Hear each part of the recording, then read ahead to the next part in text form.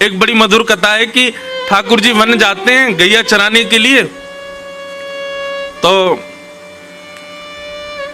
एक बार मैंने शायद वेणु गीत के प्रसंग में सुनाया था, वहां पर गोपियां कहती हैं कि आज लाला ने मोतिन को, मालान को, गहनीन को श्रृंगार ना कियो है। तो आज लाला ने कहा पहनो है? बोले गैयान को दूध निकालते समय उनके पैर दोहनी ते बांध दिए जाएं। बात कहा के जो है लोभना। अब भैया किंचन आवाज आ रही है सबको? पीछे बार इनने आ रही है। तो गैया को जब दूध निकाले तो वह समय गैया के पाम बांध दिए जाएं पीछे, काय को कि कहीं गैया अगर हाथ पाम अपने पाम चलावेगी तो वो जो दूध जा में भरो जा रहा है वो कहीं दोहनी गिर नहीं जाए।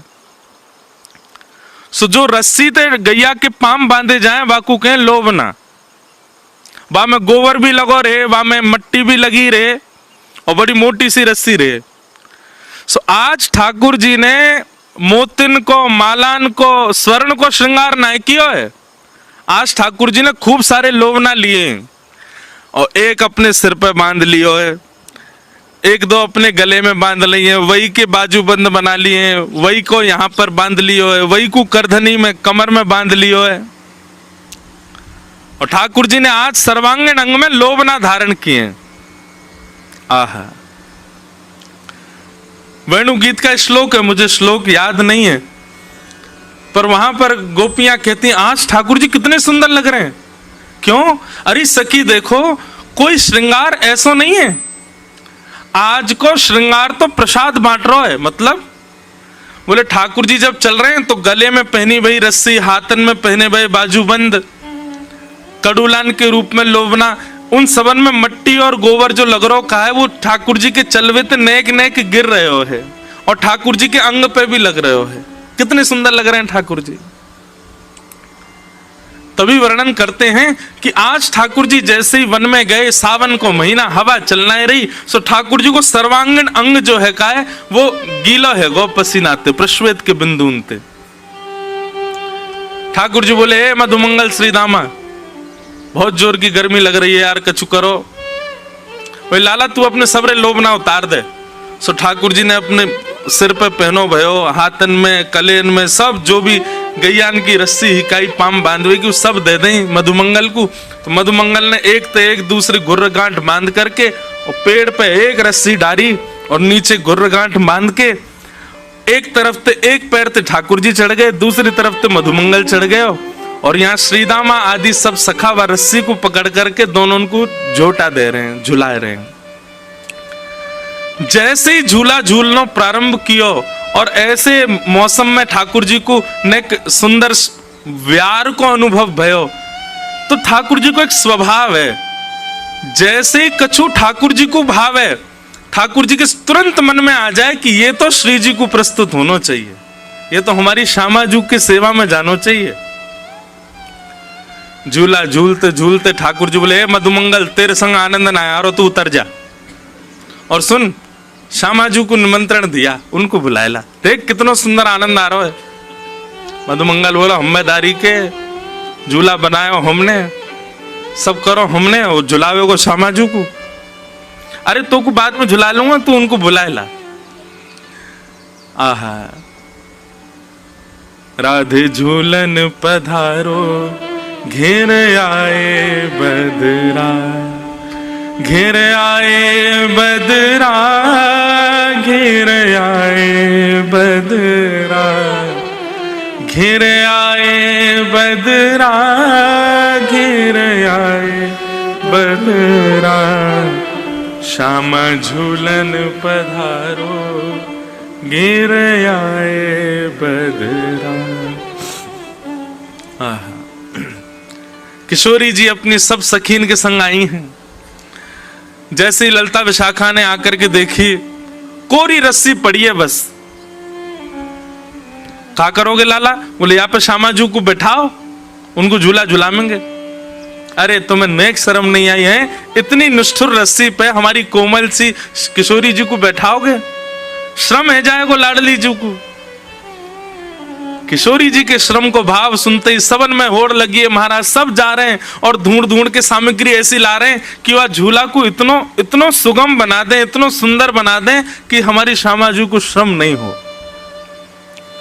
कहीं ते लता लेके आए, कहीं ते ऐसी बेल लेके आए, कहीं ते सुंदर सुंदर पुष्प लेके आए और सब सखी सहचरीन ने सुंदर झूला तैयार किया और वापस सुंदर एक पाटो बिछा करके और किशोरी जी को बैठाया हुआ है।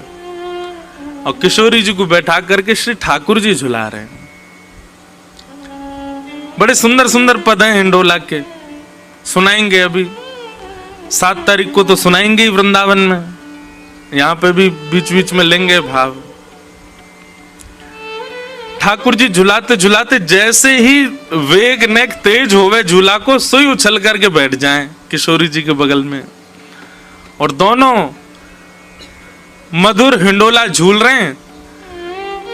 तो जब सखीन के समीप जावे हिंडोला तो वास्तव में तो सखीन को मन रूपी मयूर नृत्य करे, क्योंकि संयोग है रहो है। लेकिन जैसे हिंडोला पीछे को जावे वियोग में व्याकुल है जाए, तो वियोग और संयोग दोनों को ये मिश्रण ये एक ही जगह संभव है, एक ही लीला में संभव है, और वो है हमारे श्रावण के हिंडोलान की लीला। ऐसे संयोग वियोगात्मक लीला ठाकुर जी संपादित कर रहे हैं झूला झूल करके। एक जगह तो पद है झूला झूलत चतुर्भुज नाथ। अब मन में भाव आवे कि चतुर्भुज ठाकुर जी झूला कब से झूलन लगे, शंख चक्र गदा पद्मधारी ठाकुर जी झूला झूल रहे हैं, तब वहां को भाव आवे चतुर्भुज नाथ मतलब 2 भुजा किशोरी जी की हैं, 2 भुजा ठाकुर जी की हैं। एक दूसरे से कमर लगा के बैठे, मतलब ठाकुर जी पल्लंकु मुंह करके, किशोरी जी इतकु मुंह करके, यहाँ तक किशोरी जी ने पकड़ रखो है और पीछे से ठाकुर जी ने, और दोनों की कमर आपस में मिल रही है, पीठ आपस में जुड़ रही है और सब सखी झुला रही है। बड़ा सुंदर ये श्रावण को महीना है। हमारे लाल जी और किशोरी जी खूब सुख पामे।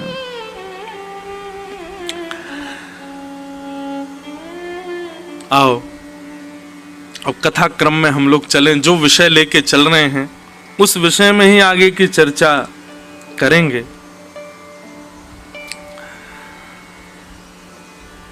नव योगेश्वर संवाद, जिस विषय को लेकर के ये क्रम चल रहा है, राजा निमि अपने प्रश्न कर रहे हैं और 9 योगेश्वर उनके प्रश्नों का उत्तर दे रहे हैं। कल राजा निमि ने प्रश्न किया था कि महाराज भागवत धर्म किसको कहते हैं, तब कवि नाम के योगेश्वर ने उत्तर देते हुए कहा कि भगवत प्राप्ति, ठाकुर जी अपनी प्राप्ति का साधन जो बताते हैं, उस साधन का पालन करने वाला व्यक्ति ही भागवत धर्मावली है। ठाकुर जी ने येन केन प्रकारेण कहीं भी ऐसा कहा है कि ये करने से मैं मिलूंगा, और उस क्रिया को करने में जो पीछे ना हटता हो वही भागवत धर्मी है।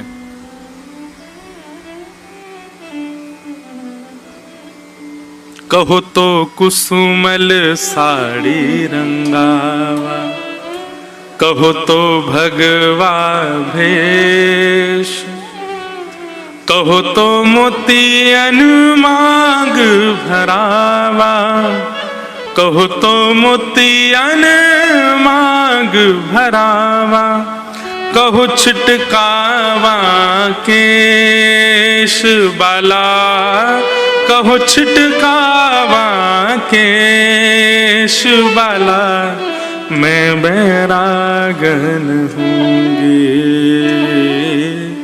मैं बैरागन। ये भागवत धर्मावली है। मीराबाई क्या कह रही हैं? कहो तो कुसुमल साड़ी रंगावा। किसी पीत वस्त्र पहने हुए महात्मा को देखती हैं तो मीराबाई पूछती हैं, आपने सारे वस्त्र पीले ही क्यों पहने हैं? इनको पहनवे को अभिप्राय क्या है? संत कहते हैं कि इन वस्त्रों को धारण करने से प्रमाणित होता है कि हम ठाकुर जी के हैं। आहा, मीराबाई दौड़ करके गई, जहां भी पीले वस्त्र मिले वही पहन के आ गई। सब घर के कह रहे हैं, अरे मीरा, तू राजघराने की थोड़ी तो मर्यादा देखा कर, क्या पीले पीले वस्त्र पहन करके जोगन बन के घूम रही है?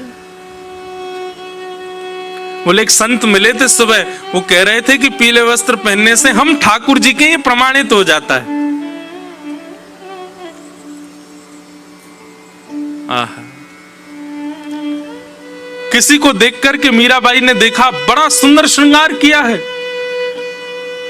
पूछा कि आपने श्रृंगार क्यों किया? बोले कि दुनिया के लोग श्रृंगार करते हैं कि हमसे कोई रीझ जाए, कोई व्यक्ति रीझे, कोई संसारी व्यक्ति रीझे, पर मेरा श्रृंगार तो इसलिए कि श्याम सुंदर रीझे। मीराबाई ने भी अपना उस दिन मानो जितना श्रृंगार सुंदर था राजघराने में सब धारण कर लिया, महंगे महंगे हार, महंगे महंगे मोती, महंगी महंगी चुनरी।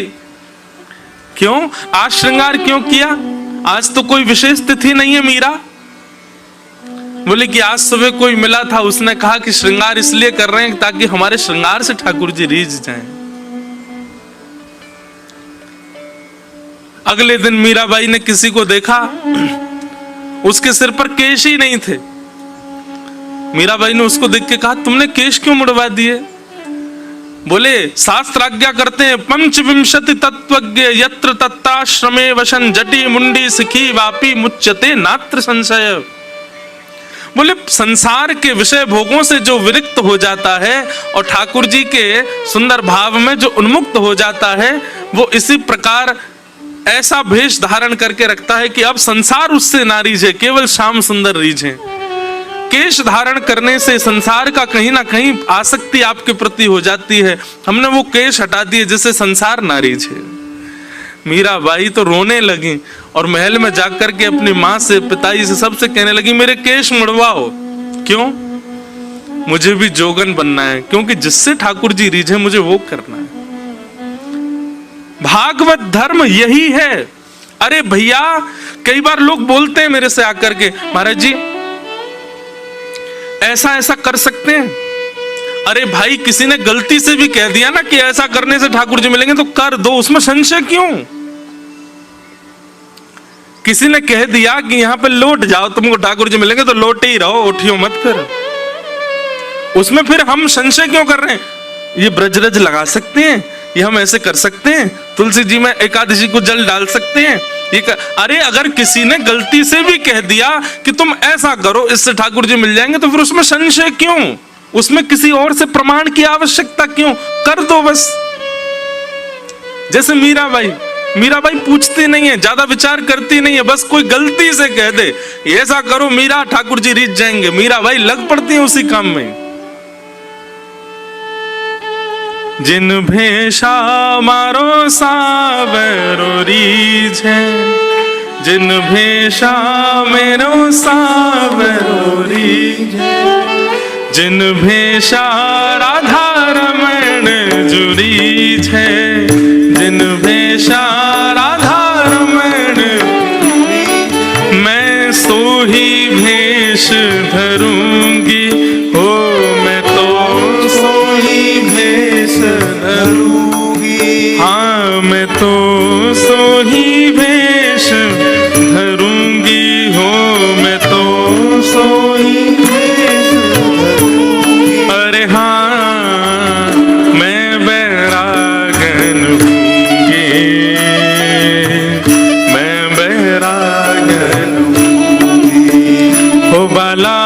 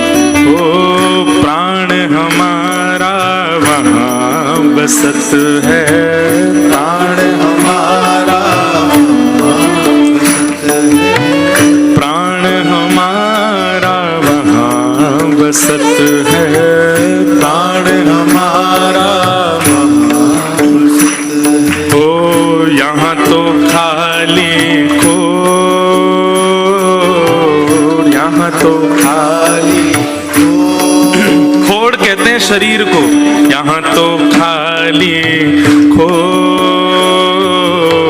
यहाँ तो खाली हो, मात पिता परिवार सोई है, मात पिता परिवार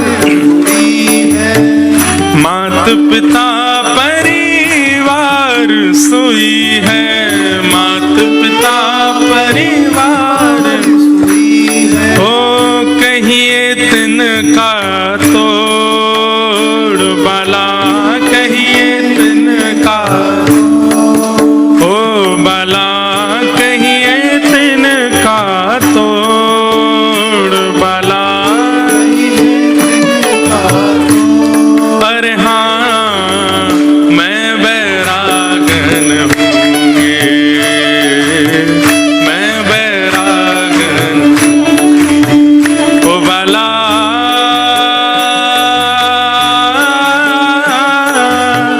मैं बैरागन हूँगी, मैं बैरागन हूँगी,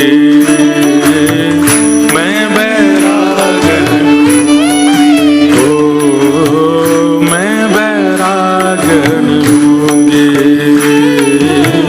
मैं बैरागन।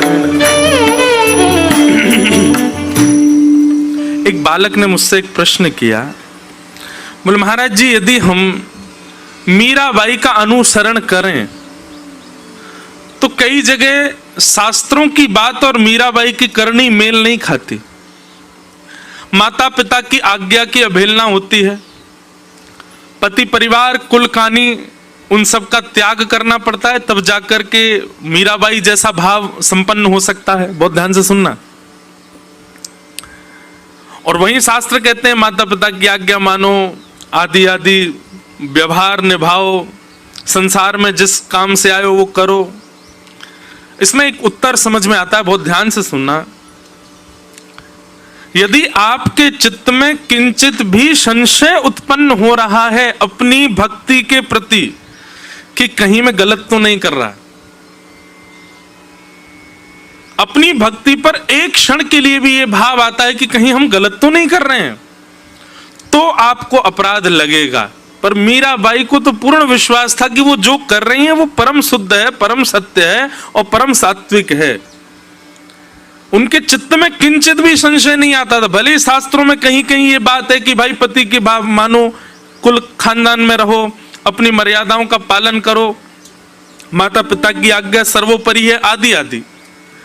पर मीराबाई अपने सुख का विचार ना करते हुए अपनी भक्ति को प्रधान मानकर के सब क्रिया करती हैं, और उसमें उनको कोई संशय नहीं होता कि मैं जो कर रही हूं ये गलत है। ये संशय ही नहीं है, उनके चित्त में ही नहीं आता। इसलिए मीराबाई अपराध विमुक्त हैं। पर आप कोई क्रिया करते हो और आपको तुरंत मन में आ जाता है कि ये कहीं गलत तो नहीं, आपको अपराध लग सकता है। इसलिए आप शास्त्र की बात ही मानो, आप गुरुजनों की आज्ञा ही मानो। आप उस स्थिति में नहीं पहुंचे हो जिस स्थिति में मीराबाई है। मीराबाई तो कहती हैं, मीराबाई को सब कहते हैं, बोले कि तुम ठाकुर जी का गुणगान गाना बंद कर दो। अरे जिसके घर में रहती हो वही तुम्हें विष देना चाहता है, मत गाया करो। मीराबाई कहती हैं, अब उनका भाव देखो। मीराबाई कहती हैं, अगर राणा यानी कि उनके देवर जब पति पधार गए मीराबाई को, उसके बाद मीराबाई कहती हैं, राणा अगर मुझसे रूठ गया तो ज्यादा से ज्यादा क्या करेगा, मुझे अपने घर से निकाल देगा, अपने महल से निकाल देगा। लेकिन ठाकुर जी रूठ गए तो उनका तो पूरा ब्रह्मांड है, मैं जाऊंगी कहां फिर। मैं तो गोविंद रा गुण गासूं, राणा जी रूठे तो मने काय करसी। मैं तो माधव रा गुण गासूं, राणा जी रूठे तो मने काय करसी। बहुत सुंदर भाव है। एक प्रकार से कहें, ये सब भाव हम जो कह रहे हैं ना, संपूर्ण श्रीमद् भागवत में भक्ति लक्षण जो है ये सब आपको मीराबाई में दिख जाएंगे। संपूर्ण भागवत में भक्ति लक्षण जो हैं ये सब आपको श्री सूरदास जी में दिख जाएंगे, श्री कृष्णदास में। ये जितने भी भक्त लेवल के जितने भी वैष्णव हैं जिनकी हम चर्चा कथा में करते हैं, इन सब के जीवन को देखोगे, इन सब में वो गुण दिख जाएगा जो भागवत में एक भक्त को करने चाहिए।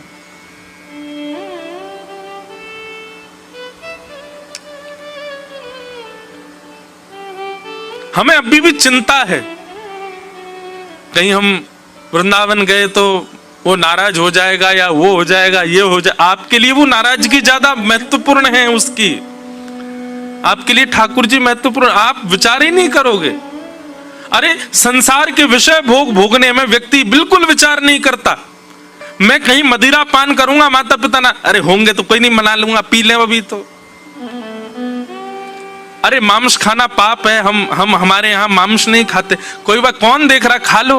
वहां पाप करने में इतनी चिंता नहीं होती व्यक्ति को, लेकिन ठाकुर जी भजन करने में कितनी चिंता करता है, कितना विचार करता है, ये करूं तो ये हो जाए, ये करूं तो ये हो जाए, वो सोचे ये करे।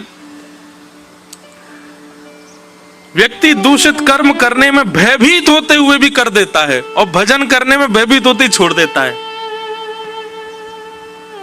अभी कनाडा में मैं था तो वहां पर हमारे लाल जी बड़े विचित्र हैं। शनिवार रविवार छुट्टी होती है तो उस दिन तो किसी को दर्शन देने के लिए आज्ञा नहीं करी। सोमवार को जिस दिन सबका काम होता है उस दिन श्री लाल जी के मन में भाव आया, आज हम सबको दर्शन देंगे। तो हमने रविवार को कहा कि भाई कल ठाकुर जी का दर्शन 2 बजे से दोपहर में होगा। तो जितने लोग बैठे सब बोले महाराज जी हमारे तो काम होते हैं, किसी का कॉलेज होता है, किसी। मैंने भाई अब तो यही उपचार है, परसों तो हम जा रहे हैं वापस, कल ही दर्शन होंगे लाल जी के। अब हमको ऐसा भाव आया कि वही आएगा जो अधिकारी होगा, सब नहीं आएंगे, भीड़ नहीं आएगी। दूसरे दिन महाराज इतनी भीड़ आई लाल जी का दर्शन करने। अब मैं सबसे पूछूं तुम्हारा काम, बोले हम सिक लीव डाल के आए हैं, हम झूठ बोल के आए हैं, हमारा लंच टाइम था हम भाग के आए हैं। 2 बालक आए, बड़े प्रसन्न मुद्रा में नाच रहे थे। मैंने कहा हाँ भाई तुम्हारा काम, बोले हमको तो महाराज जी हमारे काम से फायर कर दिया, निकाल दिया। मैं तो नाच क्यों रहे हो? बोले श्री गिरधर लाल जी ने आज ऐसा लगता है कि स्वीकार किया, एक बंधन था वो छुड़वा ही दिया हमारा। अरे मैंने कि घर कैसे चलेगा तुम्हारा? बोले कुछ दूसरी व्यवस्था इन्होंने छुड़वाया, यही करेंगे। मैंने कहा बस ये विश्वास चाहिए जैसा है। अब संसारी व्यक्ति तो इस बात में मुझे कोस सकता है, मतलब क्या सिखा रहे हो तुम लोगों को, सब छोड़ छाड़ दो, हैं ये सिखा रहे हो। हम कभी नहीं कर, बिल्कुल बने रहो, जहां हो वहीं के रहो। लेकिन जिस दिन ऐसा अटूट विश्वास हो गया ना, मेरे कहने से नहीं छोड़ोगे, तुम खुद ही छोड़ दोगे सब।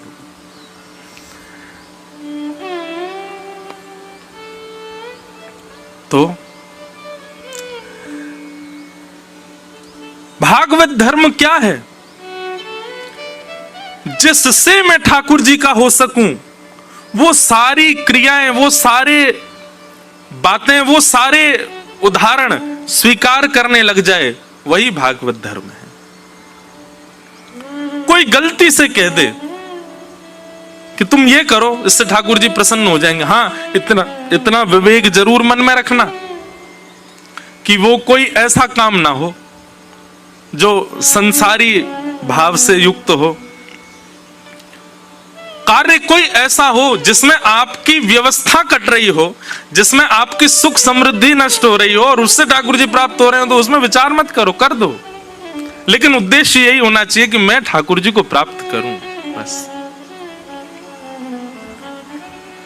यही भागवत धर्म है। दूसरा प्रश्न कल हम लोगों ने श्रवण किया कि राजा निमि दूसरा प्रश्न करते हैं कि ठाकुर जी को जो प्रिय हैं, बहुत ध्यान से सुनना, ठाकुर जी जिनको प्रिय हैं उनकी बात नहीं हो रही है, ठाकुर जी को जो प्रिय हैं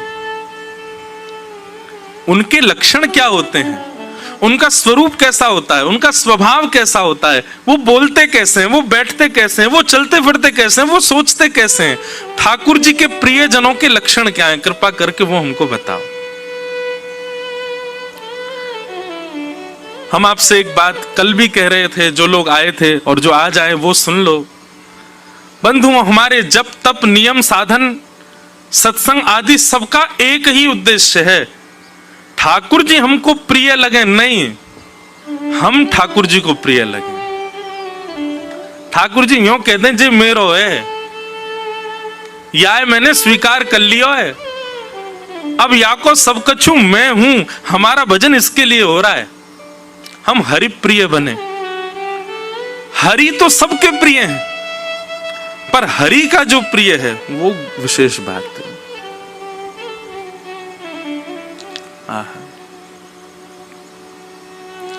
तो यहां पर हरि प्रियों के लक्षण बताए गए हैं। तो कल हमने एक लक्षण सुन लिया था कि हरि प्रिय का प्रथम लक्षण क्या है? सर्वभूतेषु यः पश्येत् भगवद भावमात्मनः भूतानि भगवत्यात्मन् एष भागवतोत्तमः। वो सब में ठाकुर जी को देखता है। दुनिया तो कह रही है ये कितना सुंदर है, पर भक्त जाकर के उससे क्या बोलेगा? सोचो, तुम इतने सुंदर हो, तुमको बनाने वाले राधारमण जी कितने सुंदर होंगे। या फिर दूसरा भाव क्या कहेगा? ठाकुर जी ने अपनी सुंदरता की एक छींटा दिया है, मार दिया तुम पे, कितने बढ़िया लग रहे हो। कोई बढ़िया गा रहा है तो सब उसकी प्रशंसा कर रहे हैं, तुम्हारा स्वर कैसा, तुम्हारा स्वर कैसा। लेकिन भक्त बैठा बैठा यही सोचता रहेगा, ये इतना बढ़िया गा रहा है, सोचिए हमारे ठाकुर जी जब गाते होंगे तब कैसा गायन करते होंगे। आहा।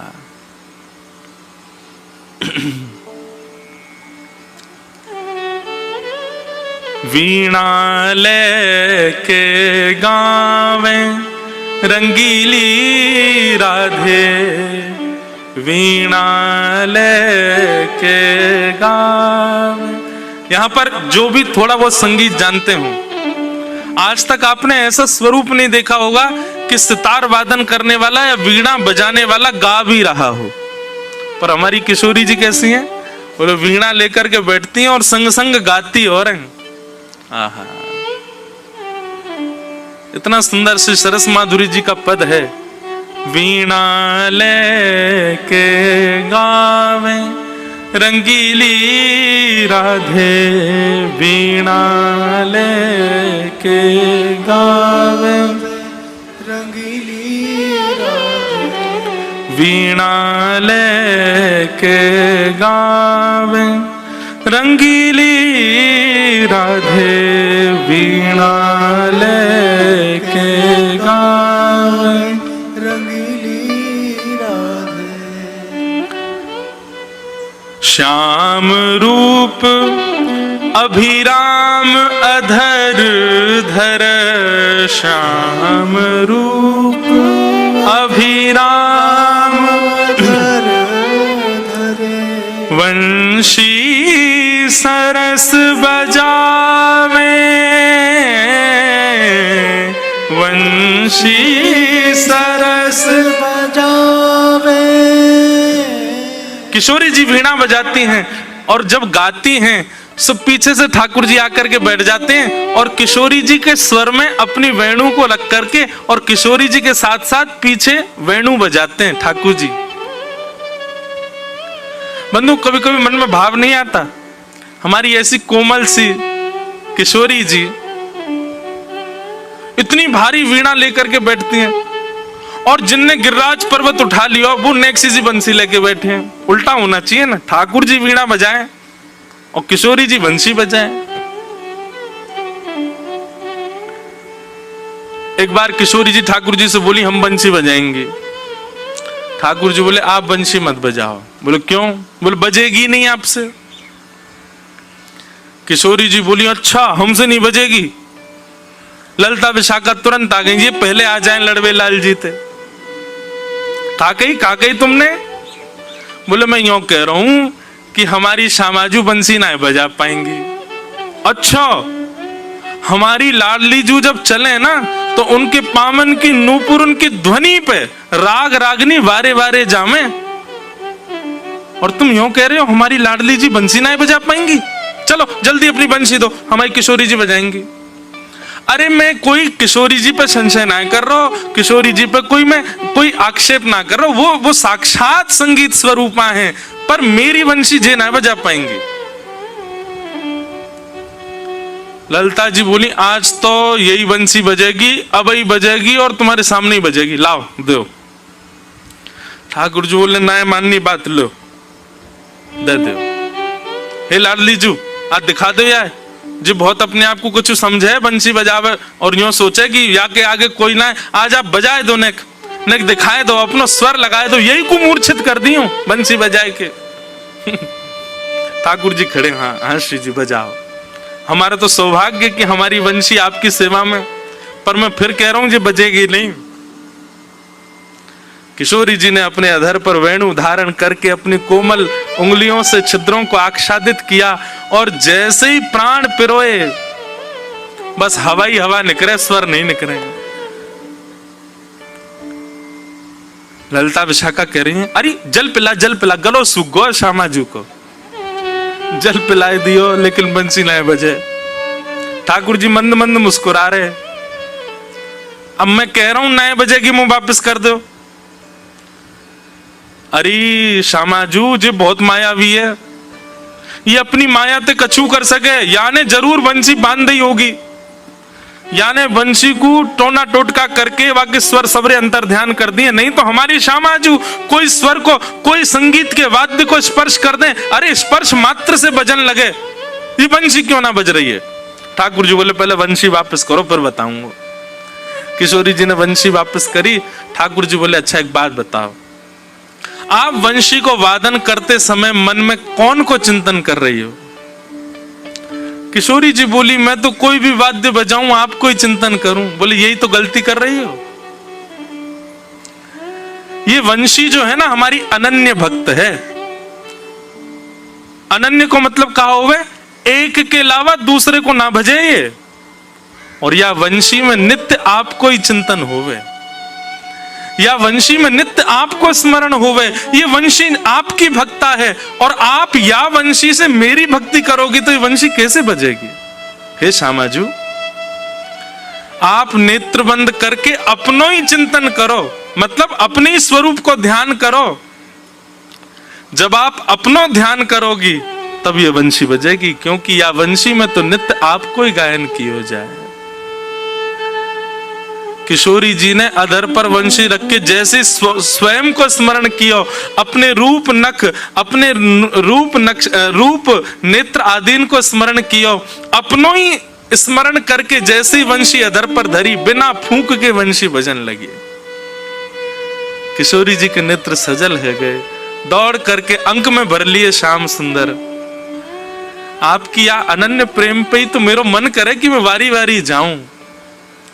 अरे स्वयं तो अनन्य है, अपने अंग संग रहवे वारे सब वस्तु भी अनन्य कर ली आपने। ठाकुर जी को श्रृंगार भी अनन्य है। अगर किशोरी जी सन्मुख नहीं है तो वही हीरा ठाकुर जी के थोड़ी पर लगो लगो चमकेगो नहीं। ठाकुर जी को मुकुट भी अनन्य है, वही मुकुट जो नित्य श्री जी के बगल में अत्यंत शोभायमान होवे। श्री जी से नेक वियोग होने पर वाकी कांति भी फीकी पड़ जाए।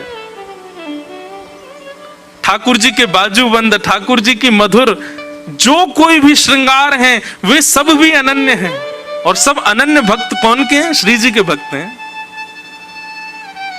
जैसे एक व्यक्ति सज धज करके आवे तो उसके साज सज्जा दिखने के लिए उस पर फोकस लाइट होनी बहुत जरूरी है। ऐसे हमारे ठाकुर जी कितने सुंदर बनिया में, श्यामाजू को यदि दृष्टि स्वरूप प्रकाश उन पर नहीं पड़े तब तक ठाकुर जी को श्रृंगार चमके ना है। या को मतलब श्रृंगार में कमी नहीं है, वो श्रृंगार सब अनन्य है जाए, किशोरी जी के भक्त है जाए सब। जब किशोरी जी सामने आवे तभी आनंद हो गए।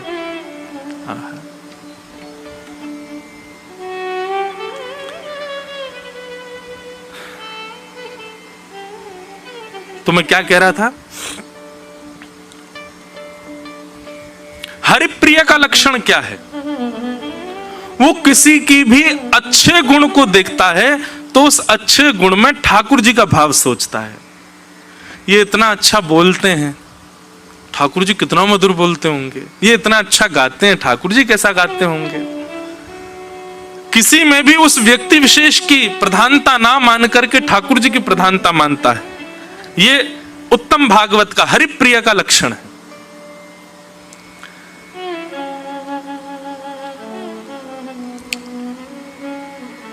हरिप्रिय का दूसरा लक्षण क्या है? वो सब में भगवान को देखता है, सब में राधा रमण जी का दर्शन करता है, और जब राधा रमण जी के सामने जाता है तो सबको राधा रमण जी में देखता है। यही सब कुछ है मेरे, यही सर्वस्व है, इसके अतिरिक्त मेरा कोई नहीं है।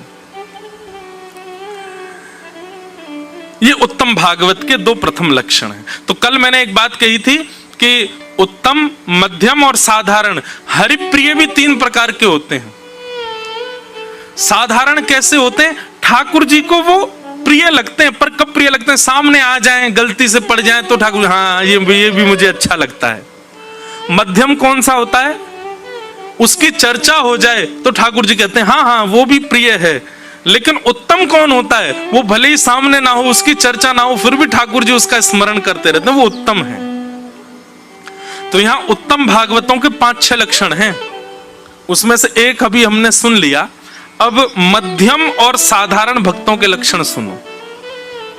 हम उत्तम तो बन नहीं सकते, कम से कम साधारण ही बन जाएं, मध्यम ही बन जाएं, कहीं से भी हरिप्रिय बने। तो दूसरा लक्षण क्या है? ईश्वरे तदधीनेषु बालशेषु द्विषस्तु च प्रेम मैत्री कृपापेक्षा य करोति समध्यम। ठाकुर जी के भक्तों में मध्यम कौन है?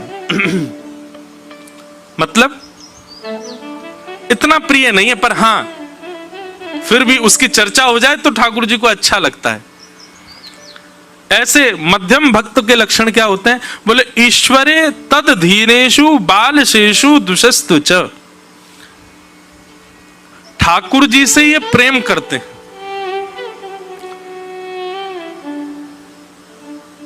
पर इनकी दृष्टि में थोड़ा सा भेद आ जाता है। इसको भेद नहीं कहेंगे,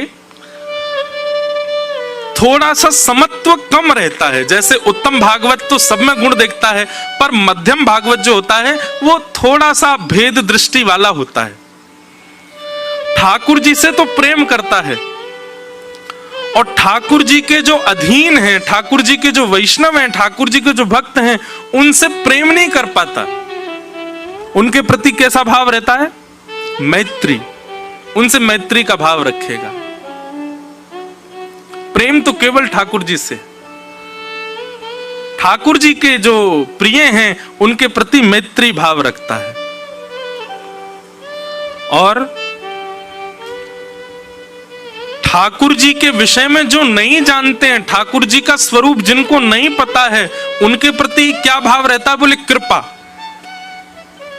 बोले उनको ये बताते हैं ठाकुर जी का ऐसा श्रृंगार है, ऐसा रूप है, ऐसा स्वरूप है, ऐसे भाव हैं, उनके ऊपर कृपा करते हैं। और जो ठाकुर जी को ना सुनते हैं, ना भजते हैं, ना देखते हैं, ना कोई भी प्रकार का संबंध ठाकुर जी से रखते हैं, उनकी ये क्या करते हैं? बोले उनकी उपेक्षा, उनका त्याग कर देते हैं। तजोरे मन हरि विमुखन को संग, जाके संग कुमति उपजत है, पड़त भजन में भंग। तजोरे मन हरि विमुखन को संग। बहुत सूक्ष्मता से समझने वाले विषय हैं ये। हम तो चाह रहे थे कि आप लोग कुछ लिख के बैठो, एक एक विषय, एक एक पॉइंट लिखो, लेकिन आप सब लोग तो बहुत विद्वान हो, याद कर लोगे हैं।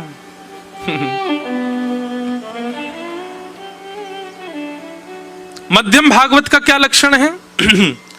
ठाकुर जी से प्रेम, ठाकुर जी के वैष्णवों से मैत्री, ठाकुर जी के विषय में जो नहीं जानते हैं उनको, उनके ऊपर कृपा, उनको बताना, और ठाकुर जी से दूर दूर तक जो संबंध नहीं रखते हैं उनके प्रति उपेक्षा। उपेक्षा मतलब उनसे बिल्कुल ही संबंध खत्म, ये हमारे कुछ है ही नहीं है।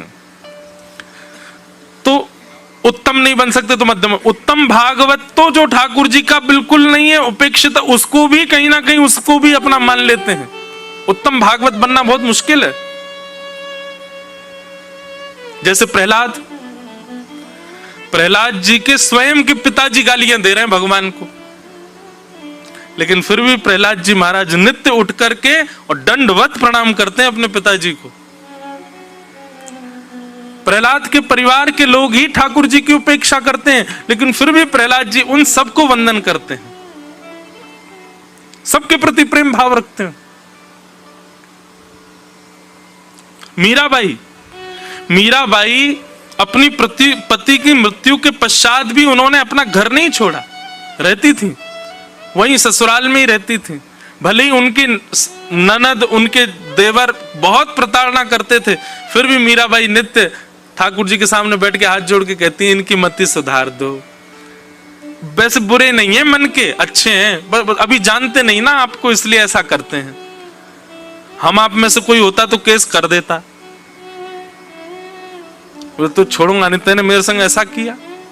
ये 2 मिनट में वैष्णव जो हैं ये इतने क्रूर हो जाते हैं, इतने ज्यादा क्रूरता उनके अंदर आ जाती है, तो निश्चित है कि भागवत वैष्णव भाव भी उसके अंदर है नहीं। एक बात लिख लीजिएगा, वैष्णव हमेशा विवादों से दूर रहेगा, उसको विवाद में कभी रुचि नहीं। अपने हक के लिए ये कर लूं, वो कर लूं, इससे लड़ लूं, उससे कर लूं, ये करके इससे करवा दूं, ये सब काम वैष्णव नहीं करता है। वैष्णव इन सब से परे रहता है। राम जी की चिड़िया, राम जी का खेत खाओ मेरे प्यारे भर भर पेट, ये वैष्णव का स्वरूप है। तो मध्यम कौन? जो ईश्वर से प्रेम करे, उनके अधीन रहने वालों से मैत्री करे, न जानने वालों पर कृपा करे, और बिल्कुल ही ठाकुर जी से विमुख रहने वालों की उपेक्षा करे, उनका त्याग कर दे। ये भी अच्छा है, आप ऐसा भी करो, क्योंकि ऐसा करते करते एक दिन तो ऐसा आएगा कि आपका स्वरूप ऐसा हो जाएगा कि आप सब में ठाकुर जी का भाव देख करके सबके भाव के प्रति सम हो जाओगे, समत्व बुद्धि हो जाएगी। अब आते हैं साधारण वैष्णवों का लक्षण क्या? हम आप सब में से अधिकतर लोग साधारण हरिप्रिय हैं। साधारण का स्वरूप कैसा होता है? बहुत ध्यान से सुनो। आचार्यामेव हरे पूजाम्य श्रद्धेहते न तद्भक्तेषु चान्येषु सभक्त प्रकृत स्मृत। साधारण भक्त का लक्षण क्या है? भक्त नहीं, हरिप्रिय। भक्त में और हरिप्रिय में एक सिद्धि का अंतर है। तो साधारण हरिप्रिय का लक्षण क्या है? बोले आचार्यामेव हरे, ठाकुर जी की सेवा में कोई कमी नहीं छोड़ेगा। ऐसा सुंदर श्रृंगार, ऐसा सुंदर सिंहासन, ऐसे सुंदर आज 56 भोग, आज झंडोला उत्सव, आज ये उत्सव, आज वो उत्सव, और महाराज एक के बाद एक ठाकुर जी को सुंदर सुंदर वस्तु अर्पित कर रहा है। आचार्य में हरे पूजाम य श्रद्धये हते। ठाकुर जी की अर्चना, वंदना, पूजा, सेवा आदि इसमें तो उसकी बहुत रुचि है। उसके अलावा तद भक्तेषु, भगवान के भक्तों के प्रति उसकी ज्यादा निष्ठा नहीं। अगर वो सेवा कर रहा है और उसी समय कोई वैष्णव आ जाए, उसी समय कोई भगवत भक्त आ जाए, तो उसके लिए वो सामान्य है। हाँ ठीक है, बैठाओ, इनको करो, मेरे लिए सेवा प्रधान।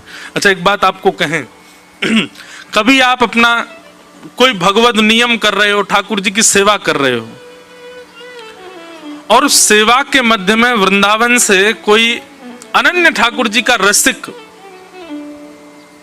ठाकुर जी का भगवत भक्त, और मैं तो एक बात कहूं, वो रसिक है, भगवत भक्त है, ये दृष्टि भी क्यों रखो, वो वृंदावन से आया है, ब्रजमंडल से आया है, ठाकुर जी के श्री चरणों से आया है, उसके प्रति ये भाव मत रखो ये अच्छा है कि नहीं, ये श्रेष्ठ है कि नहीं, सब बस ये पता चल जाए वृंदावन से कोई आया है और वह उस समय ठाकुर जी ने आधी पोशाक पहनी है तो आधी पोशाक में ही बिठा जाओ, लाल जी ने एक देर प्रतीक्षा करो, कोई आया मैं मिल के आता हूं। ठाकुर जी इतने प्रसन्न हो जाएंगे आपसे, बोल कोई बात ना, आधी मैं खुद पहन लूंगा, तू वाह के पास जा, तू पहले वाह को देख के आ। ऐसी निष्ठा वैष्णवों के प्रति हो।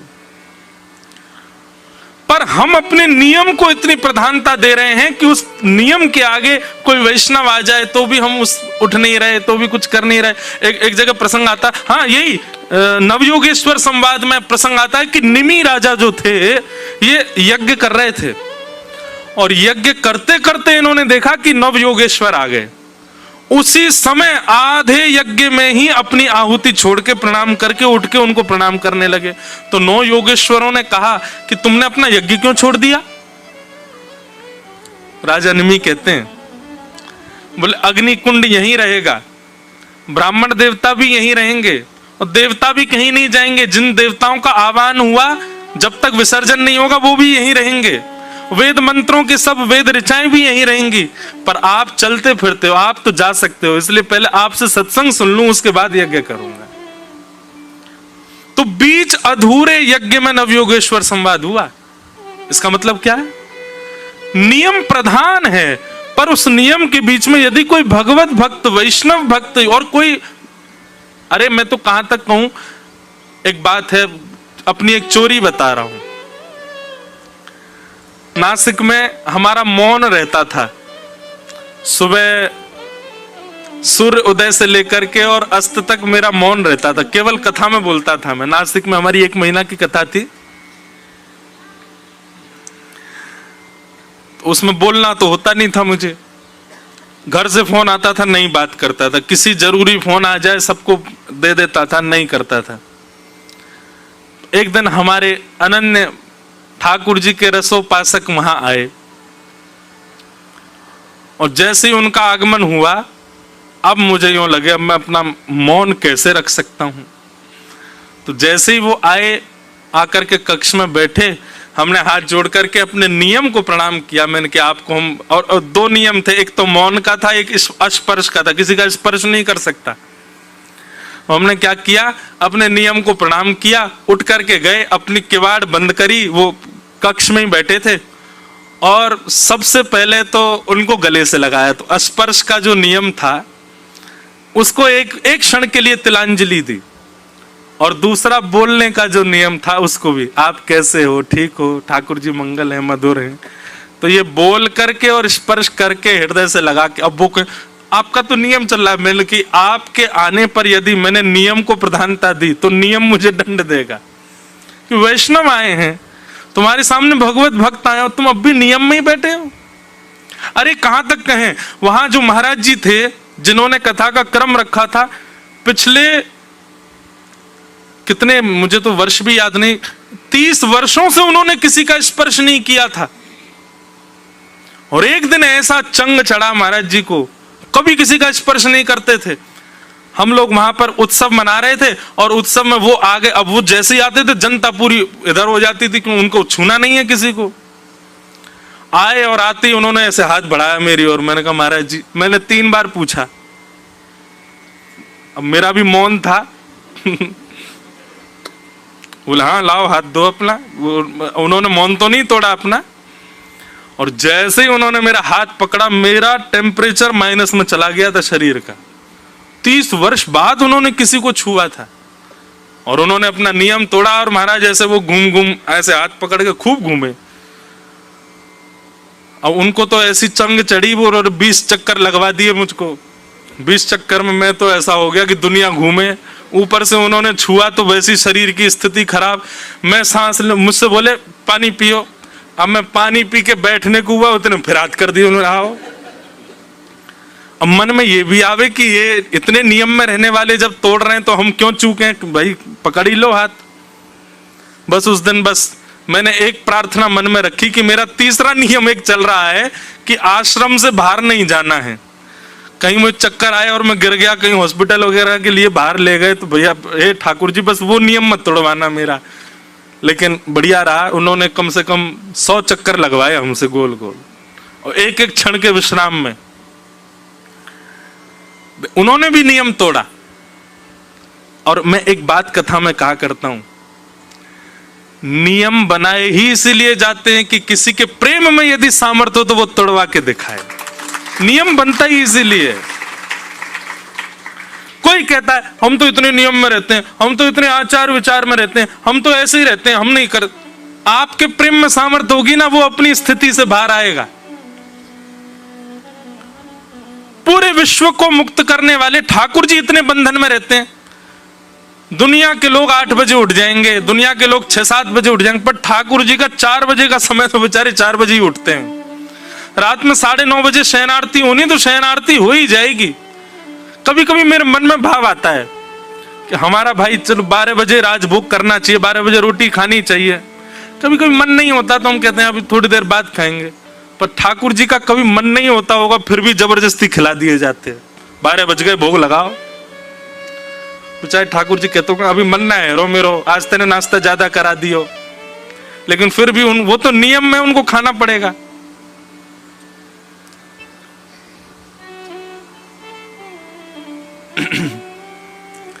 इतने बंधन में क्यों रहते हैं ठाकुर जी?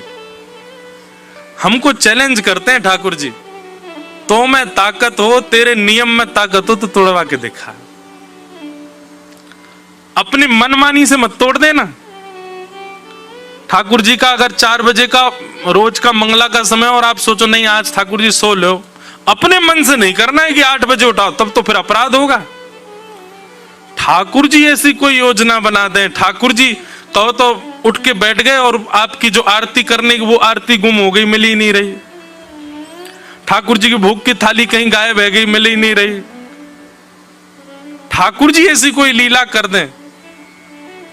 कई बार ऐसा होता हमारे लाल जी, उनकी जब आरती होती है तो उनको वंशी पधराई जाती है, बिना आरती के वंशी नीचे ही रहती है। तो कई बार आरती सब प्रज्वलित हो गई, सब तैयारी हो गई, आरती दिखा दी और ठाकुर जी की वंशी नहीं मिल रही। कहां गई? धूड़े इनसे नहीं मिल रही। पूरी आरती हो गई, वो सबरी जल के विश्राम है गई और वंशी नहीं मिली। और जैसे विश्राम भई ना, इतने में देखी बगल गद्दा उठा वहीं पड़ी। तो मान ठाकुर जी कह रहे हैं मोह ना करानी है भाई, आरती ने एक देर रुक जा। ऐसे अपने आप संकेत करके ठाकुर जी कुछ लीला कर दें, वो बात अलग है। आप अपने मन से मत तोड़ना कोई नियम। पर एक बात है, नियम बनते ही इसलिए हैं कि आपके प्रेम में सामर्थ्य हो तो तोड़वा दो। तुम क्या कह रहे थे? साधारण भक्त का नियम क्या है? आचार्यामेव हरे अर्चामेव हरे पूजाम यश्रद्धये हते न तद्भक्तेषु चान्येषु सभक्त प्राकृत स्मृत। अर्चा भक्ति में उसकी बड़ी निष्ठा होती है, ठाकुर जी की खूब सेवा करता, पर ठाकुर जी के वैष्णवों के प्रति उसकी ज्यादा निष्ठा नहीं होती। वो पूजा को ही सर्वोपरि मानता है।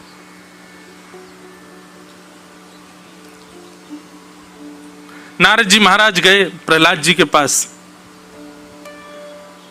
और श्री प्रहलाद जी महाराज उस समय अपने ठाकुर जी की सेवा कर रहे थे। तो नारद जी गुरु जी हैं। किसी ने जाकर के प्रहलाद जी से कहा, प्रहलाद जी नारद जी आए हैं, गुरु जी आए हैं। और उस समय प्रहलाद जी सेवा कर रहे थे ठाकुर जी की।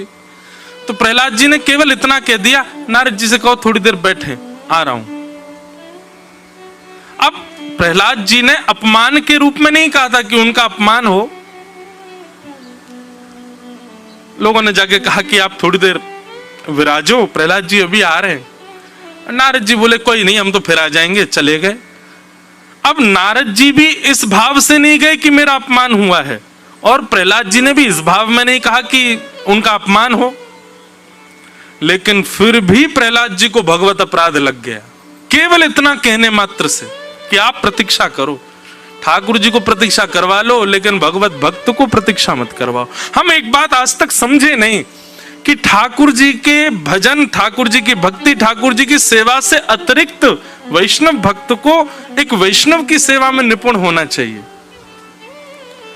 कई लोग कहते हैं महाराज जी हमसे श्रृंगार नहीं आता, हमसे ठाकुर जी की पोशाक बनानी नहीं आती, ठाकुर जी को आदि आदि श्रृंगार सेवा हमसे होती नहीं, हम क्या करें? तो भाई तुम वैष्णवों की सेवा करो, वैष्णवों को भजो। एक बात सूत्र मान लीजिएगा, वैष्णव सेवा सबसे श्रेष्ठ और सबसे शुद्ध और सबसे भगवत प्राप्ति में सबसे ज्यादा अतिरिक्त शीघ्रता भगवत दर्शन कराने में सामर्थ्य यदि किसी में है तो वैष्णव सेवा में, भगवत सेवा में। ठाकुर जी की सेवा करते करते हो सकता है पूरा जीवन निकल जाए, ठाकुर जी ना मिले, लेकिन वैष्णव सेवा आपने कुछ वर्ष भी कर ली ना तो भी ठाकुर जी का अनुभव होने लग जाएगा।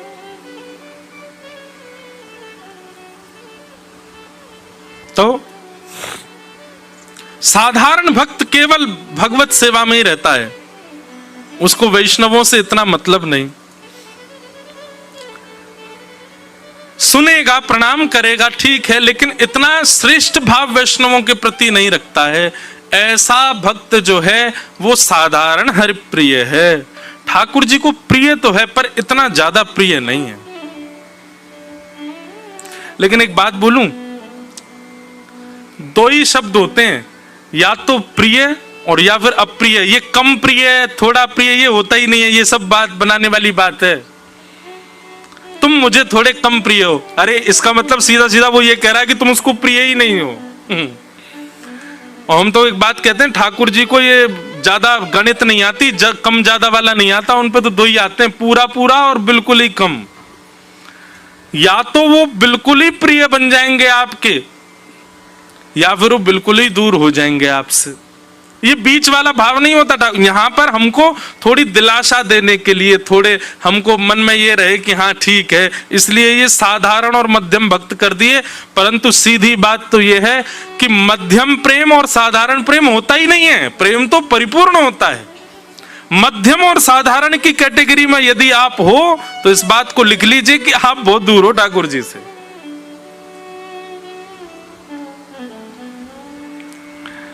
इस प्रकार के तीन भक्तों के भाव बताए गए, उत्तम, मध्यम और साधारण। तब हरि योगेश्वर ने उत्तम भागवतों के और भी लक्षण बताए, मतलब जो हरिप्रिय हैं उनके और लक्षण बताते हुए क्या कहते हैं? उत्तम भागवत का एक लक्षण तो हमने पहले सुन लिया था, अब दूसरा लक्षण क्या है? न काम कर्म बीजानां यस्य चेतसि संभव वासुदेवैकनिलयः स वै भागवतोत्तमः। उत्तम भागवत का दूसरा लक्षण क्या? बहुत ध्यान से सुनो। न काम कर्म बीजानां यस्य चेतसि संभव, उसके चित्त में और कोई कामना ही नहीं होती। ठाकुर जी की सेवा, ठाकुर जी की चर्चा, ठाकुर जी का भाव, इसके अतिरिक्त और कोई कामना है ही नहीं उसके चित्त में। यह उत्तम भागवत का लक्षण है। हम लोग कैसे हैं? सेवा भी करनी है, ये भी करना है, वो भी करना, उसको भी रिझाना है, इसको भी रिझाना है, इसको मना के चलना है, ये भी करना है। ये हम सब में रहते हैं, हमने सब जगह अपने पाम डाल रखे हैं। पर वैष्णव का क्या है? वो केवल केवल ठाकुर जी के भाव में ही रहता है, उसके अलावा तो वो केवल नाटक करता है। आप लोग भी तो ये कह सकते हैं तो महाराज जी हम क्या करें, संसार भी तो देखना है, बच्चे, परिवार, सब इनका भी तो पालन करना है। तो हम एक बात बहुत स्पष्ट रूप से कहते हैं कि व्यक्ति को नाटक करना बहुत अच्छा आता है, हम सबको नाटक करना बहुत ही बढ़िया आता है। पर हम लोग उल्टा करते हैं, संसार में वास्तविकता रखते हैं, ठाकुर जी के आगे नाटक करते हैं। इसका विपरीत करो, संसार के आगे तो नाटक करो और ठाकुर जी के आगे वास्तविकता रखो। जैसे हमारे परिवार में और हमारे जानकारी में कई लोग ऐसे होते हैं, उनसे हमारा प्रेम नहीं होता, लेकिन फिर भी हम व्यवहार की वजह से वो बुलाते हैं तो हम जाते हैं। क्या करते हैं वहां पे जाके? नाटक ही तो करते हैं। जैसे ही घर में प्रवेश करेंगे वो कह आइए आइए आपको, अरे अरे वाह वाह, अरे कितने अच्छे लग रहे हैं, क्या पहने तुमने, कितने बढ़िया, तुम्हारे बच्चे कितने बढ़िया हैं, जबकि मन में कभी आपका उनके प्रति प्रेम था ही नहीं। लेकिन फिर भी आप वहां जाकर के वो व्यवहार नाटक करते हो। भोजन कराने बैठे हैं, बिल्कुल ही अब कैसी सब्जी बनी हो, और बहुत अच्छी बनी है, थोड़ा थोड़ा सा नमक डाल दो इसमें, वैसे बहुत बढ़िया है, थोड़ा नींबू निचोड़ दो इसमें, वैसे बहुत अच्छी है। आप नाटक कितना बढ़िया करते हो वहां जाके। ऐसा नाटक संसार में करो। संसार में सबके प्रति आपका नाट्य होना चाहिए, और ठाकुर जी के सामने वास्तविकता, वो वास्तविक प्रेम। बस्ती छोड़ एकांत बिठावे, बातन सो घबराही, ऐसो दुख दी जो ही माही, ऐसो दुख दी जो ही माही। बिन पद कंज छटा दृग देखे, को सुहावे नाही, भोरी ऐसे दुख बिन प्यारी, जीवन व्यर्थ गवाही, ऐसो दुख दी जो ही माही, ऐसो दुख दी जो ही। बस्ती छोड़ एकांत बिठावे, बातन सो घबराएं। अरे महाराज, आपको बीच में बैठा करके संसारी चर्चा होने लग जाए, संसार के आचार विचार व्यवहार की चर्चा हो, आपको उस समय घबराहट होने लगे, आप कहो भैया ठंडा पानी पिलाओ, मुझे बड़ी घबराहट हो रही है, संसार की चर्चा हो रही है। ऐसी स्थिति हो जाए, बिन पद कंज छटा दृग देखे, को सुहावे नाई। जब तक युगल सरकार श्यामा श्याम के ललित त्रिभंगी स्वरूप को ना देख लें, उनकी मधुर लीला को ना सुन लें, तब तक कोई सुंदर ना लगे, कोई सुहावना ना लगे, कोई अच्छा ना लगे। भोरी ऐसे दुख बिन प्यारी, जीवन व्यर्थ गवाही, ऐसो दुख दी जो ही माही। वैष्णव का स्वरूप है। ठाकुर जी के संबंध की कोई भी वस्तु है, उसी में ही उसको सुख मिलता है, अन्यथा उन सब भावों को वो केवल तिलांजी मात्र कर देता है, उनमें कभी नहीं रहता। न काम कर्म बीजा नाम। संसार की कोई काम हो, श्रेष्ठता से हो, इसमें उसकी कोई रुचि नहीं होती। एक बात बोलूं बंधुओं, थोड़ी अटपटी है पर वास्तविक है। आप संसार का कोई काम करते हो और वो काम आपसे बहुत अच्छे से हो जाता है, तो इसका मतलब क्या है? अभी संसारी भाव चित्त में बैठा है। लेकिन आप संसार का कोई काम करते हो, वो काम आपसे बन ही नहीं पाता है, संसारी काम, मायावी काम, वो आपसे हो ही नहीं पा रहा है। आप कितना भी प्रयास कर लो, आप उसमें निपुण कर ही नहीं पा रहे हो, तो निश्चित है कि आप उस कार्य के लिए बने नहीं, आपको ठाकुर जी ने स्वीकार कर रखा है। उल्टी बात है, लेकिन ये वास्तविक है। एक व्यक्ति मुझे मिला, बोले महाराज जी मैं 5 अटेम्प्ट दे चुका सीए के, बार बार फेल हो जाता हूं।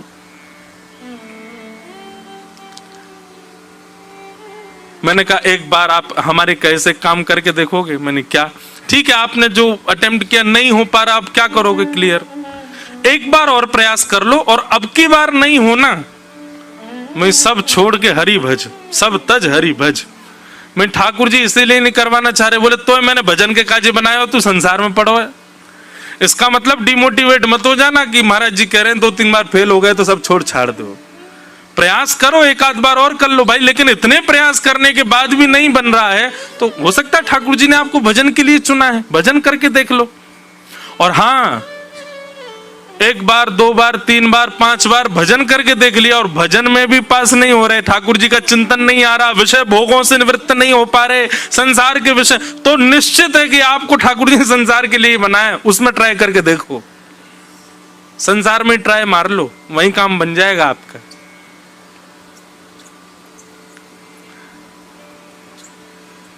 न काम कर्म बीजा नाम। उत्तम भागवत के चित्त में कुछ करवा लो, वो कर तो देगा, लेकिन उसके चित्त में कुछ सांसारिक कामना नहीं होगी करने की। यस्य चेतस संभव, क्यों? क्योंकि वासुदेवैक निलय, वो अपने देह को हरि का निलय मानता। निलय कहते हैं घर को। वो अपने देह को ही ठाकुर जी का भवन समझता है, अपने देह को ही ठाकुर जी की कुटिया बना लेता है। ये ठाकुर जी का घर है, इसमें ठाकुर जी भीतर बैठे हैं। इस भाव से वो अपने देह को रखता है। उसको स्वच्छ रखना, पवित्र रखना, उसमें गलत चर्चाएं ना प्रवेश करने देना, गलत लोगों का संग ना होने देना, बिल्कुल शुद्ध पवित्र आचरण करना, वो करना जिससे ठाकुर जी प्रसन्न हो। क्यों? क्योंकि वासुदेवैक निलय, मेरा शरीर ठाकुर जी का घर है, इसमें ठाकुर जी बैठे हैं, मुझे वही करना है, वही स्वीकार करना है, उसी भाव में रहना है जिससे ठाकुर जी प्रसन्न हो।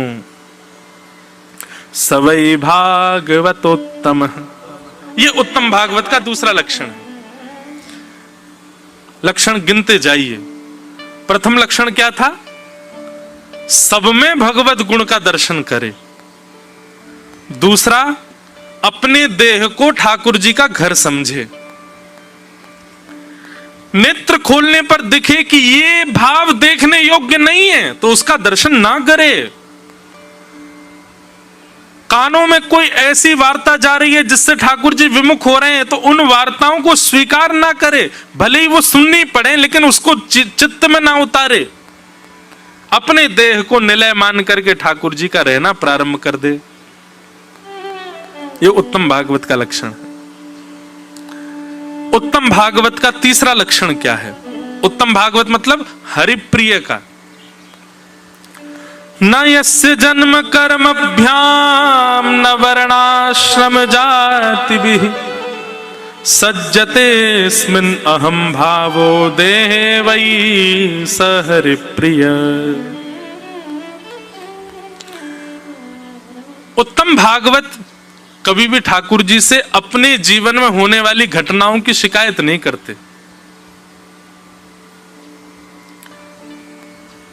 नयस्य जन्म कर्माभ्याम। ठाकुर जी, आपने मुझे बहुत उच्चे कुल में भेजा है, मैं राजकुल का बालक हूं, मेरे पिताजी इतने धनवान हैं, आदि आदि इन सब भावों का विचार करके, और वो उस अहम भाव में नहीं रहता। श्रेष्ठ कुल है, धनवान कुल है, इन सब से उस पर कोई फर्क नहीं पड़ता। या निर्धन कुल है, निर्धन परिवार है, इन सब से भी उसकी भक्ति पर कोई असर नहीं पड़ता। उसका जन्म कैसे कुल में हुआ, धनवान है कि निर्धन है कि मध्यम है, विदेश में है कि देश में है, वो जैसा भी है उसको स्वीकार करते हुए भगवत भजन करता है। जो भी दिया है ठाकुर जी ने दिया है, ठाकुर जी ने प्रसन्न होकर के दिया है, उसको प्रसन्न भाव से स्वीकार करके शिकायत नहीं करता ठाकुर जी से। हमारी शिकायत ही खत्म नहीं होती। अभी विदेश गए तो वहां अधिकतर लोगों की शिकायत, सब कहें महाराज जी यहां हम रह के भजन कैसे करें, ये ऑस्ट्रेलिया में रहते हैं महाराज जी, यहाँ पे ऐसा ऐसा खान पान होता है, ऐसा आचार विचार होता है, हम कैसे भजन करें। मेरे पास 10-15 जब ऐसे एक ही प्रश्न आए ना, यहाँ भजन कैसे बनेगा यहाँ, तो मैंने गुस्सा में आके सबसे कहती, मैं तो फिर काय को आए यहाँ पे, जब ये इतनी बड़ी बाधा, ये देश ही बनना है, यहाँ का आचार विचार व्यवहार ही जब इतनी बड़ी बाधा बनना है तो फिर काय को आए यहाँ पे। हमने कह दिया भाई, थोड़ा क्रोध में कहा, मैंने जितना परिश्रम इस देश में आने के लिए किया उसका 1% भी यदि वृंदावन आने के लिए किया होता ना, ठाकुर जी प्रसन्न हो गए होते। बंधुओं, हम लोग भगवत प्रयास कुछ नहीं करते। संसार के लिए हमारा प्रयास देखो, लोगों को विदेश जाना होता है तो उसके लिए फंड इकट्ठा करना, वीजा अप्लाई करना, पेपर्स बनाना, दिन रात लग जाते हैं महाराज, कैसे भी करके मैं पहुंच जाऊं। फ्लाइट की टिकट इतनी महंगी, उसको करेंगे अरेंजमेंट, लोन लेकर के पहुंच जाएंगे। लोन लेके कोई वृंदावन आया कभी? कोई बैंक में गया हो, मैनेजर से कहे मुझे लोन चाहिए, क्या करना है सर आपके लिए, कहां, कौन सी बिल्डिंग में आपको फ्लैट खरीदना है, कहां पर आपको जमीन खरीदना, बताइए आपके लिए क्या। हमको वृंदावन जाना, उसके लिए लोन दिलाओ। कोई लोन लेके वृंदावन नहीं आया, कर्जा लेकर के दुनिया के भोग भोग ले, कर्जा लेकर के वृंदावन कौन आया? वृंदावन में ऐसे एक माता जी को मैं जानता हूं, कर्जा लेकर के हर साल कर्जा लेकर के ठाकुर जी का 56 भोग करती थी। लोगों से पैसा ले लेती और फिर उसके बाद में बढ़िया सुंदर ठाकुर जी श्री राधा रमन लाल जी का 56 भोग, राधा वल्लभ जी का क्या कहते हैं श्रृंगार, श्री बिहारी जी में बंगला, ये सबका नियम था। कर्जा लेकर के करती और फिर क्या करती, उसके बाद में किसी के घर में झाड़ू पोंछा बर्तन करके, बत्ती वगैरह बना करके, कहीं कोई ऐसे छोटे मोटे काम करके जो धन आता उससे कर्जा चुकाती रहती। साल भर में कर्जा जब चुक जाता, तो जिन जिन का कर्जा चुकाती उनसे कहती मैं फिर मांगू तो दे देना, पर मैं वापस लौटा दूंगी। कर्जा ले ले करके ठाकुर जी का बंगला करवाओ, भोग करवाओ, श्रृंगार करवाओ। अब संसारी लोग इस बात पर हंस सकते हैं, बताओ कर्जा लेके बंगला बनवाना ये कोई बुद्धिमानी वाली बात है? भाई वैष्णव ये कहते हैं कर्जा लेकर के विदेश जा रहे हो, ये कोई बुद्धिमानी वाली बात है? और लोन लेकर के करोड़ों का घर बनाए, कोई बुद्धिमानी वाली बात है? इससे बढ़िया तो 20-25 हजार रुपया, 50 हजार रुपया खर्च करके वृंदावन में कुटिया बना लेता। वो बुद्धिमानी है। वैष्णव की बुद्धि अलग है, संसार के लोगों की बुद्धि अलग है। संसार के लोग तो आप पे भी हंसेंगे, बताओ ये कोई बात 4 बजे उठ के नहा धो के भाग के कथा सुनने जा रहे हैं? इससे बढ़िया 8 बजे तक तान दुपट्टा। जब मैं बोलता हूं किसी को हमारी कथा आ जाना, कहां पे महाराज ऋषि? ओहो हम तो जरूर आएंगे। मैंने पर कथा का समय सुबह 5 बजे से हैं, 5 बजे से महाराज जी हम तो सोते ही 3 बजे हैं। एक व्यक्ति हैं, मेरे मित्र हैं, तो वो कहते हैं मुझसे मैंने आपकी सारी अकिंचन कथा सुनी है। तब अकिंचन कथा होती थी 3:45 बजे।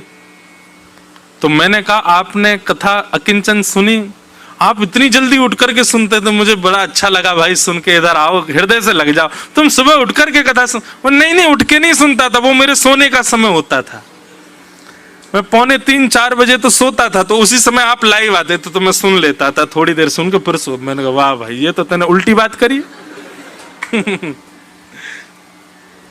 संसार के लोग तो आपकी इस बात पे भी हंस सकते हैं कि आप सुबह 5 बजे इतनी दूर काहे को जा रहे हो भाई कथा सुनने, इससे बड़े घर बैठे सुन लो। कई लोग बेचारे अभी भी लाइव देख रहे हैं, उनके घर वाले आने नहीं दे रहे या उनके किसी काम से, बोले इससे बढ़िया यही सुन लो, वहां जाके क्या करना। कोई कह रहा है ऋषिकेश में फ्लड आ रहा है, कोई कह रहा है कावड़ यात्रियों की भीड़ लगी है, कोई कह रहा है जे कुछ हो रहा है यहाँ पे। अरे भय गए भैया हम तो देखो, ओहो लैंडस्लाइड हो गया, ऊपर से पत्थर मेरे ऊपर ही गिरा। ये बहाने जो है ना, ये वैष्णव नहीं बनाते। बहाने वैष्णव कब बनाते हैं? हमारे बेटे का जन्मदिन है आप जरूर आना। ओहो मैं तो नहीं आ पाऊंगा। क्यों? जबरदस्ती झूठ बोल देगा। क्यों? बोले वो घर में बहुत जरूरी काम है और ऐसे ऐसे करना है, फोन आ जाएगा आप हमारे बेटे के ब्याह में आना। अरे मैं नहीं आ पाऊंगा। क्यों? कल गिर गया, पैर टूट गया, प्लास्टर चढ़ा है मेरे, तो जबकि प्लास्टर है नहीं फिर भी झूठ बोल देगा। वो संसारी कामना, संसारी भावों में जो है झूठ बोलता है, संसारी भावों में बहाने बनाता है, भगवत भाव के लिए बहाने नहीं बनाता वैष्णव।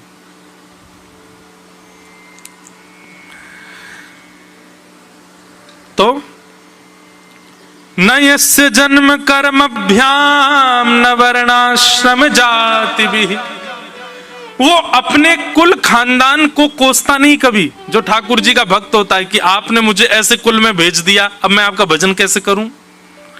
ठाकुर जी आपने मुझे ऐसी जगह जन्म दिया है, मैं यहां रह करके आपको कैसे भजूं?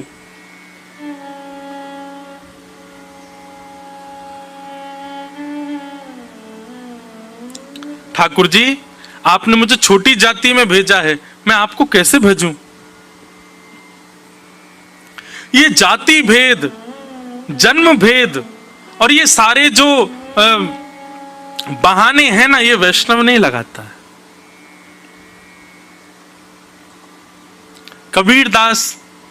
कबीरदास नहीं मिलता हमारे देश को यदि वो अपनी जाति का भाव रखते तो। मीराबाई जैसी भक्त नहीं मिलती यदि वो राजकुल का भाव रखती तो। सूरदास जैसे महाकवि नहीं मिलते यदि वो अपने नेत्र ना मिलने का बहाना लगाते तो। नरसिंह मेहता जैसे भक्त नहीं मिलते यदि वो अपनी जीवन की धन की तंजियों को ठाकुर जी के सामने बहाना बनाते तो। बल्कि बंधुओं, आप यदि गहराई में जाकर के देखो तो जिनको ये बहाना बना सकते उन्हीं को इन्होंने माध्यम बनाया भगवत प्राप्ति में। बहुत अच्छा सूत्र है। वैष्णव जिसको बहाना बनाता है ठाकुर जी की प्राप्ति में कि इस बहाने से मैं भगवान के पास नहीं जा पा रहा, उसी बहाने को यदि माध्यम बना ले तो ठाकुर जी उसको मिल जाएंगे। बहुत सुंदर भाव। न यस्य जन्म कर्मभ्याम न वर्णाश्रम जातिभिः सज्जतेस्मिन् अहम भावो देहे वै स हरिप्रिय। भाई नाही बंधु नाही, श्री मलुकदास जी का पद है, बहुत सुंदर है। भाई नाही बंधु नाही, कुटुंब कबीलो नाही, ऐसो कोई मित्र नाही, जासो कछु की जय। दीन बंधु दीनानाथ, दीन बंधु दीनानाथ, मेरी सुध लीजय। दीन बंधु दीनानाथ, मेरी सुध लीजय। दीन के दयाल दाता, मोह पे कृपा कीजय। दीन के दयालु दाता, मोह पे कृपा कीजय। दीन बंधु दीनानाथ, मेरी सुध लीजय। दीन बंधु दीनानाथ, खेती नाही बाड़ी नाही, विणज व्यापार नाही। खेती नाही बाड़ी नाही, विणज व्यापार नाही। खेती नाही बाड़ी नाही, विणज व्यापार नाही। खेती नाही बाड़ी नाही, विणज व्यापार नाही। ऐसो कोई सेठ नाही, ऐसो कोई सेठ नाही, जासो कछु लीजिए। दीन बंधु दीनानाथ, मेरी सुध लीजिए। दीन बंधु दीनानाथ, मेरी सुध लीजिए। दीन बंधु दीनानाथ, मेरी सुध लीजिए।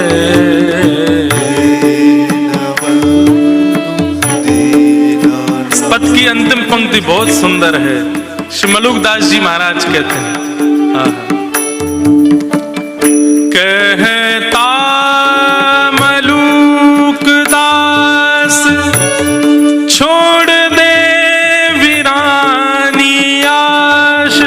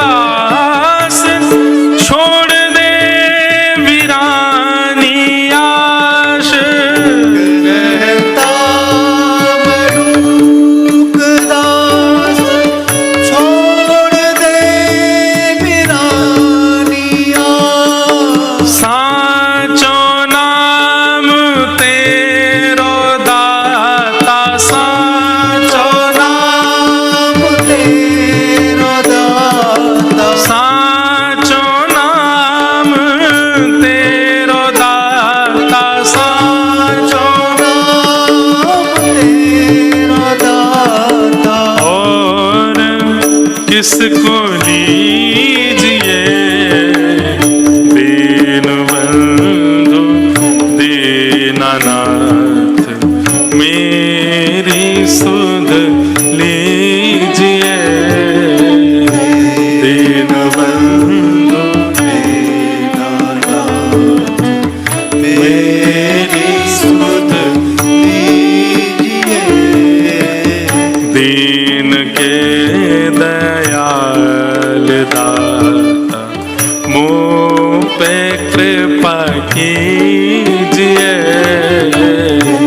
दीन के दयाल मुँह पे कृपा कीजिए। दीन बंधु दीनानाथ, मेरी सुध लीजिए दीनबंधु दीनानाथ, दीनबंधु दीनानाथ, दीनबंधु दीनानाथ। तो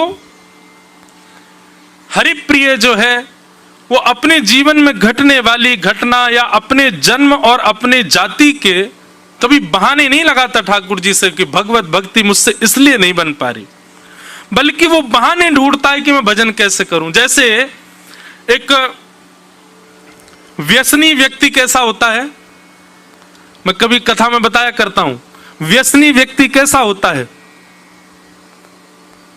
आज मेरे यार की शादी है, आज मेरे यार की शादी हुई है, आज तो मैं पीऊंगा,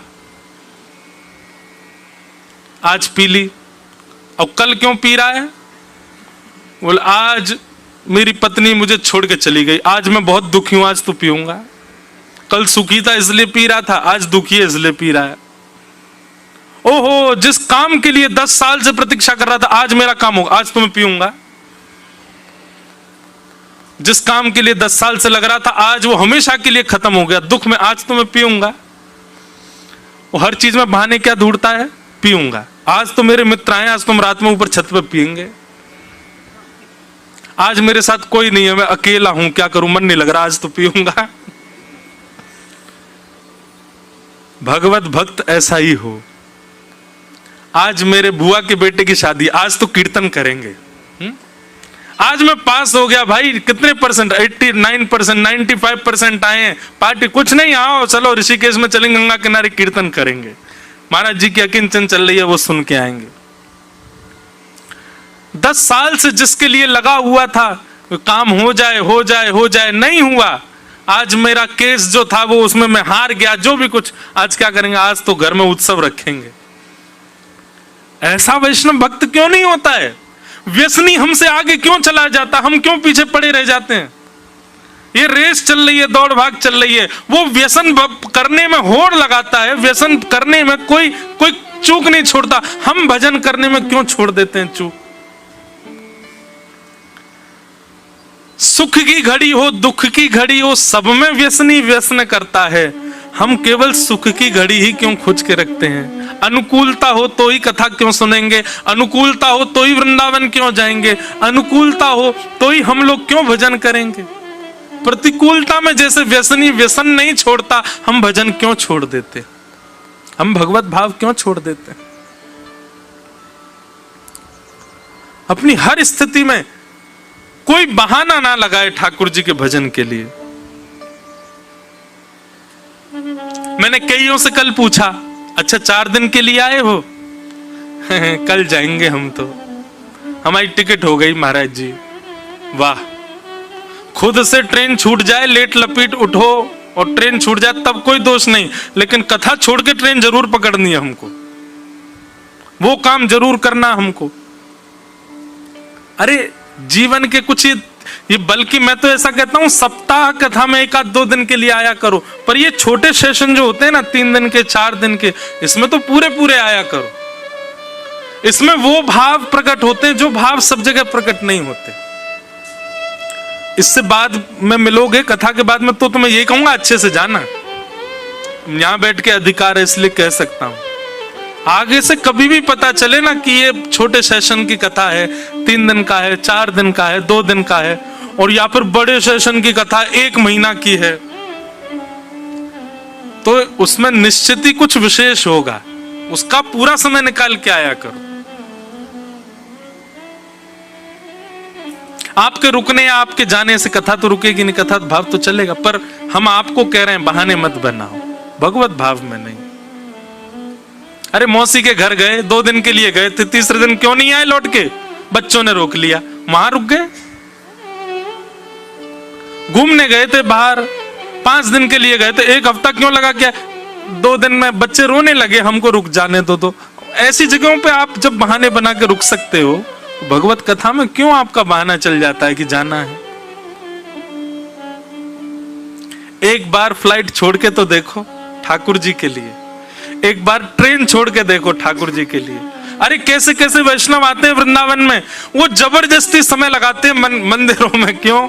घर वाले करे जल्दी कर, ट्रेन निकल जाएगी हमारी। हाँ बस बस बस बस वो राजभोग आरती कर लें। और ठाकुर जी कह रहा जल्दी लेट कर दो, ठाकुर जी ट्रेन निकल जाए, 1 दिन और रुकने को मिल जाए। समझो ऐसी भावना जिसकी है ना, जो केवल और केवल इसके बहाने ढूंढता है कि मैं कैसे और रुकूं, वो ठाकुर जी का स्वीकारी भक्त है, वो हरिप्रिय है।